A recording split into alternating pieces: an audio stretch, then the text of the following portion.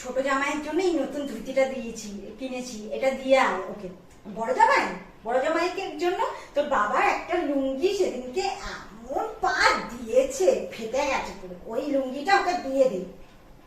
ছোট জামাই মিষ্টি এনেছে গো, 15 টাকা পিস, বড় বড় একদম। তুমি কি এনেছো? কালো বোঁদে।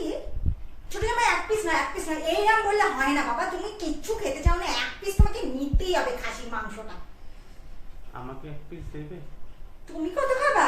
আর দিতে পারবো না, আর তোমার জন্য আর বেশি কিছু নেই, ওই যেটা দিয়েছি ওইটাই খেয়ে উঠবে। এক পিস মাংস, এক পিস আলু, ব্যাস। ছোট জামাই কোনো সমস্যা হলে বলবা বাবা, আর তোমার কোনো সমস্যা হলে লুঙ্গি চুলে পালিয়ে যাবো।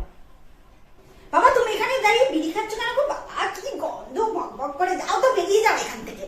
বাবা টিকে যাচ্ছে না। ছোট জামাই যে মদ খাচ্ছে।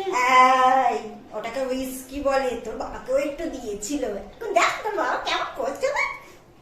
মা বড় জামাই পায়খানে গেছিল, কি গন্ধ টিকা যাচ্ছে। ছোট জামাই বাবা কি সুগন্ধ, বাবা কি সুন্দর গন্ধ, কি সুন্দর গন্ধ, মনে হচ্ছে পায়খানাতেই থেকে যায়।